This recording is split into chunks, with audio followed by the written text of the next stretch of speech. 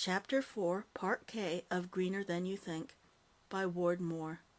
The coming of spring was awaited with grim foreboding, but the grass was not bound by any man-made almanac, and unable to contain itself till the melting of the snow, again leaped the barrier of the Mississippi, this time near Natchez, and ran through the South like water from a sloshed dishpan. The prized reforms of the black legislatures were wiped out more quickly even than their great-grandfathers had been in 1877. The worn-out cotton and tobacco lands offered hospitable soil, while cypress swamps and winter-swollen creeks pumped vitality into the questing runners. Southward and eastward it spread, waiting only the opening of the first pussy willow and the showing of the first crocus to jump northward and meet the western advance there. The dwindling remnants of cohesion and self-control existing before now disappeared completely. The capital was moved to Portland, Maine. Local law and order vanished. The great gangs took over the cities and extracted what tribute they could from the impoverished inhabitants. Utilities ceased functioning entirely. What little goods remained were obtainable only by barter, and epidemic after epidemic decreased the population to fit the shrinking boundaries. Brother Paul, deprived of the radio, now multiplied himself infinitely in the person of his disciples, preaching unremittingly against resistance, even by thought, to the oncoming grass. Mother Joan's infrequent public appearances attracted enormous crowds as she proclaimed, "Oh, be joyful! Give your souls to Jesus and your bodies to the grass! I am the forerunner, and after me will come the ox. Rejoice, brothers and sisters, for this is the end of all your suffering and misery." On foot, or rarely with the aid of a horse or mule, the panic-stricken population marched northward and eastward. Canadian officials, anxious to apply immigration controls with the greatest possible latitude, were thrust aside as though their existence were an irrelevance. Along the lower reaches of the St. Lawrence, the refugees came like locusts to devour the substance of the habitants. Into empty Ungava and almost equally empty Labrador the hardier ones pushed, armed like their forebears with only axe and shotgun. Northward and eastward, beyond the Arctic Circle and onto the polar ice they trickled, seeking some place which promised security from the grass. Passenger rates to Europe or South America, formerly at a premium, now shot to unparalleled heights. I wound up my own affairs, disappointed at the failure to find a use for the grass, but still keeping it in view as a future objective, and arranged for the removal of the Florida factory to Brazzaville. Heeding the cabled importunities of Stuart Thario, I risked my life to travel once more into the interior to see Joe and persuade him to come back with me. I found them in a small Pennsylvania town in the Alleghenies, once a company-owned mining village. The grass, advancing rapidly, was just beyond the nearest mountain ridge, replacing the jagged Appalachian horizon with a softer and more ominous one. They appeared serene and content, Joe's haggard look of the winter erased. "I'm in the middle of the third movement, A.W.," he told me, like a man who had no time to waste on preliminaries or indirections. "Here." He thrust an enormous manila envelope at me. "Here are the first two movements. There are no copies, and I cannot trust the mails or any other messenger to get them out. If possible, I'll send the old man the third movement as soon as it's finished. And the fourth, if I have time. But take the first two, anyway. At least I'll know they're preserved." "Joe! Florence!" I exclaimed. "This is ridiculous! Insane! Come back with me!" Silence. "You can compose just as well in Europe, if it's so important to you. In France, say, or England, away from this danger and discomfort. There is no doubt the country is finished. Come to safety while you can." Florence was busy with a stack of music paper and offered no comment. Joe put his hand for a second on my shoulder, and then turned away, talking with his eyes fixed out the window in the direction of the grass. General Herkimer had both legs shot off at the Battle of Oriskany. He made his men put his back to a tree stump, and with a flintlock rifle fired at the enemy until he bled to death. Commodore Lawrence, mortally wounded, had only one order. Schoolbooks hold the words of John Paul Self-Named Jones and of Hiram Ulysses Grant. Even yesterday the old tradition was alive. Enemy landing, issue in doubt. If I finish my symphony, when you finish your symphony, I encouraged. If you finish your symphony, said Florence quietly. If I finish my symphony, it must be in Maine, New Hampshire, Vermont. His speech took on a hushed, abstracted tone. Massachusetts, Rhode Island, or Connecticut. New York, New Jersey, Pennsylvania. His voice rose higher. Maryland, Virginia, or West Virginia. His shoulders shook and he seemed to be crying. North Carolina, South Carolina, Georgia, Florida. I left them, convinced the madness of the country had found still another victim. That night, I thankfully boarded the European clipper for the last time. The next day, I sank back into civilization as into a comfortable bed. The United States, July 4th, NANA. A decent respect for the opinion of mankind dictates the content of this summary. Less than 2 centuries past, a small group of smugglers, merchants, and planters united in an insurrection which in its course gathered to itself such an accreta of riffraff, debtors, convicts, adventurers, careerists, foreigners, theoreticians, idealists, revolutionaries, soldiers of fortune, and restless men, that at the height of their numbers they composed, with their sympathizers, perhaps 1/3 of the people in the country. After 7 years of inept war, in which they had all the breaks, including that of a half-hearted enemy, they established upon this continent a new nation. Some of the phrases thrown off in the heat of propaganda were taken seriously, and despite shocked opposition, written into basic law. The cryptogram is readable backward or forward, straight away or upside down.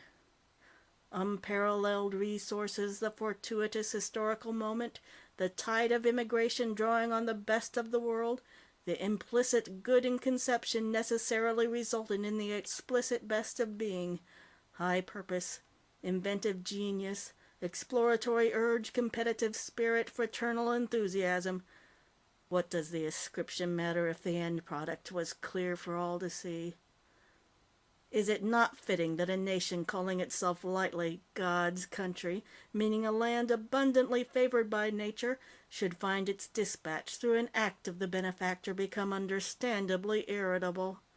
This is not to pose the editorial question of justice, but to remember in passing the girdled forests, abused prairies, gullied lands, the stupidly harnessed plains, wasted coal, gas, petroleum, the millions of tons of rich mud denied hungry soil by Mississippi levees and forced profitlessly into the salt sea.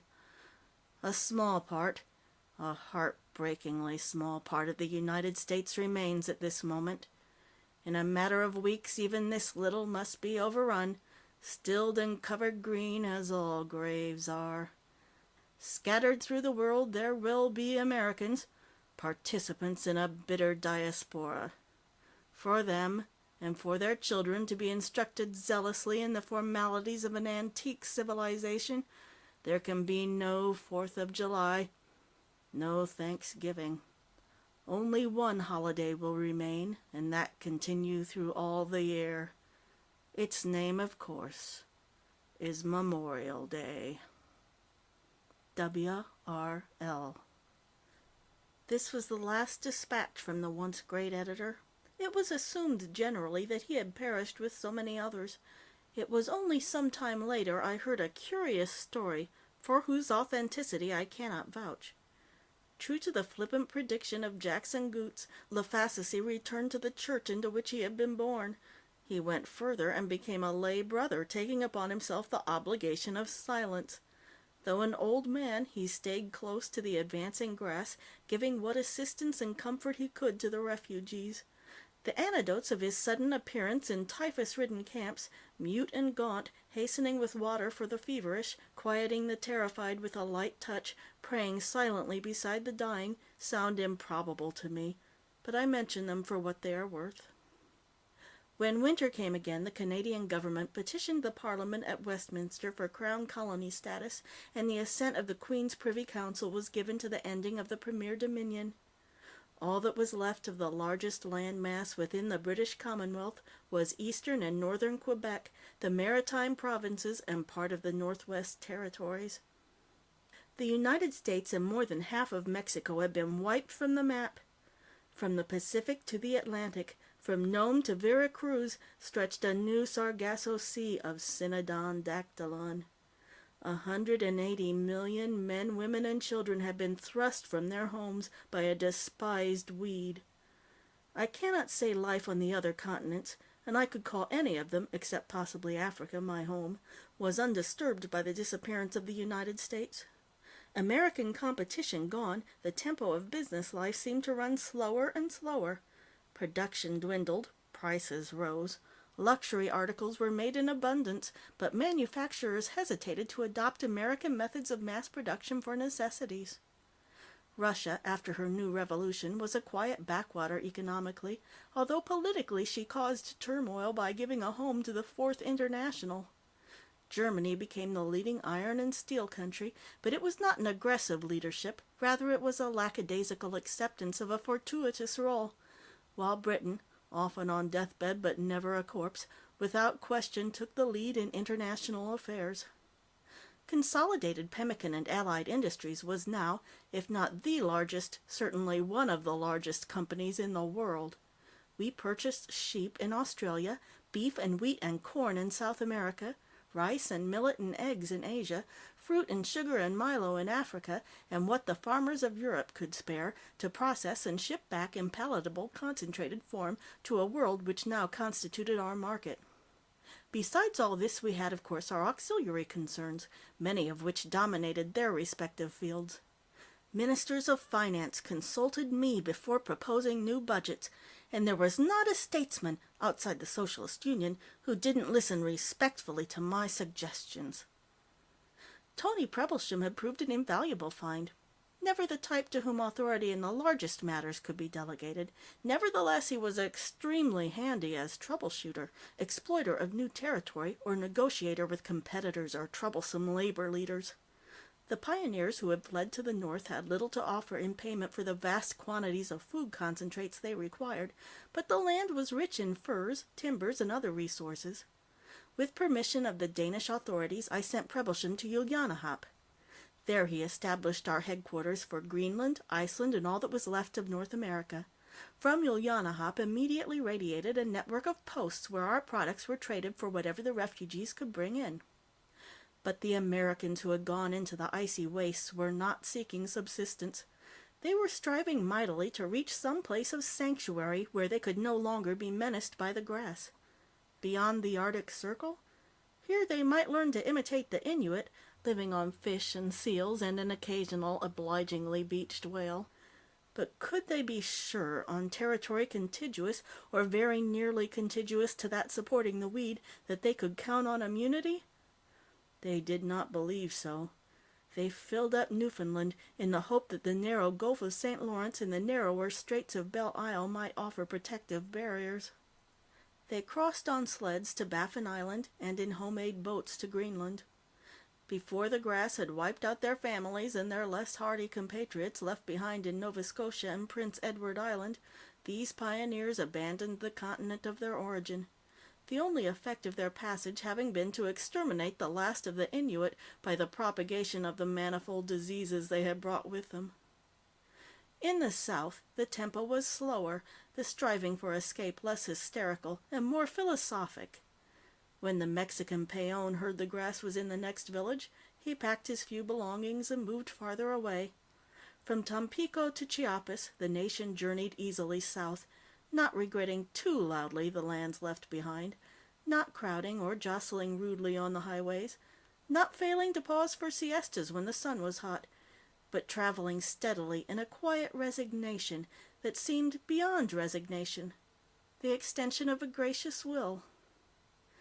But the rest of the world, even in the lethargy which had come upon it in viewing the loss of most of North America, could not afford to leave the grass to its own devices, content to receive the refugees it drove out or watch them die.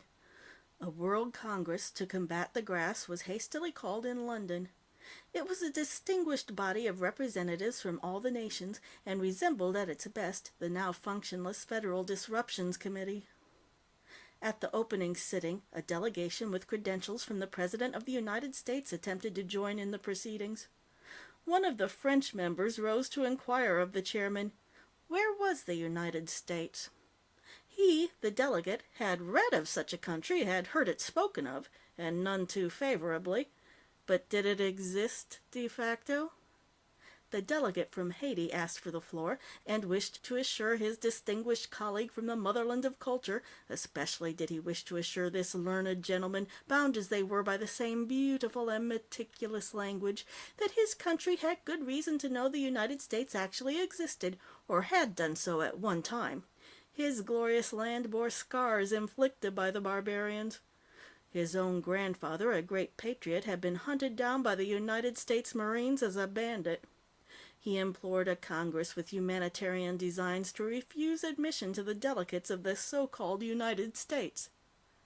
One of the German delegates, after wiping the perspiration from the 3 folds on the back of his neck, said he spoke with great diffidence for fear of being misunderstood. The formerly existent country had twice defeated, or apparently defeated, his own in a war, and his distinguished colleagues might misinterpret the spirit which moved him. Nevertheless, he could not refrain from remarking that it appeared to him that a just providence had wiped out the United States, and therefore it would be illogical, if not blasphemous, for this august body to admit a delegation from a non-existent country. The American delegation attempted to point out feebly that Hawaii still remained, and Puerto Rico, and Guam. The members from the various sections of the British Commonwealth, arguing the precedence of the governments in exile, urged the acceptance of their credentials. The representative of Switzerland called for a vote, and the credentials were rejected. This controversy being settled, the body, in high good humor, selected a governing committee to take whatever measures it deemed necessary to protect the rest of the world from the menace. After lengthy debate and much conflicting testimony from experts, a bold plan was endorsed. It was decided to complete the digging of the Nicaragua Canal and blow up that part of Central America lying between it and the Isthmus of Panama.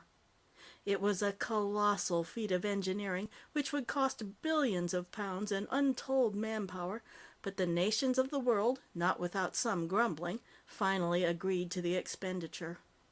While technicians from all over the world directed labor gangs and steam shovels, ammunition ships loaded with tons of explosives sailed from every port for Panama and Cologne. Though at first reluctant with their contributions, the countries had reconsidered and poured forth their shares without stint. All obsolete war materials were shipped to the scene of action. Prisons were emptied to supply the needed manpower, and when this measure fell short, all without visible means of support were added to the roll.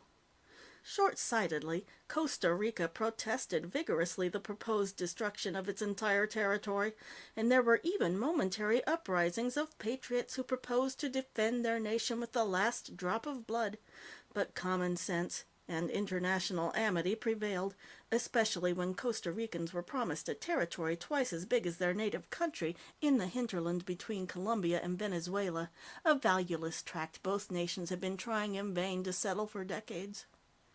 Night and day, the detonations of high explosives killed fish on both the Atlantic and Pacific sides of Central America, and brought stunned birds plummeting down from the skies to their death. The coastal plains fell into the sea, great mountains were reduced to powder, and little by little the gap between North and South America widened. But the progress of the work was infinitesimal compared with the advance of the grass. It swept over the ancient Aztec Empire down to the Isthmus of Tehuantepec. The ruins of Mayan civilization, excavated once, were buried anew. The demolition engineers measured their daily progress in feet, the grass in miles. When the waters of the Atlantic and Pacific met in Lake Nicaragua, the grass was in Yucatan. When the first green runners invaded Guatemala, a bare 20 miles of northern Panama had been demolished, and hardly a start had been made in the destruction of Costa Rica.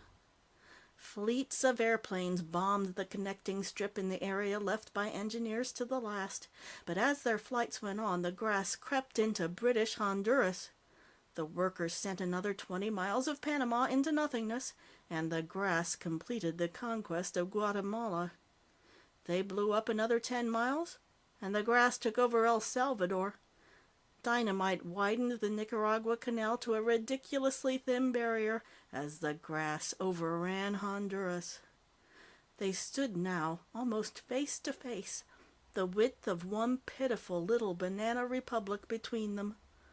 On one hand, the grass, funneled and constricted to a strip of land absurdly inadequate to support its gargantuan might; on the other, the combined resources of man, desperately determined to destroy the bridge before the invader. In tropical heat, the work was kept up at superhuman pace. Gangs of native laborers, fainting under their loads, were blown sky-high by impatient technicians, unwilling to waste the time necessary to revive them. In self-defense, the South American states doubled their contributions. At the edge of the weed, all the offensive weapons of the world were massed to stay it as long as possible, for even a day's, even an hour's delay might be invaluable.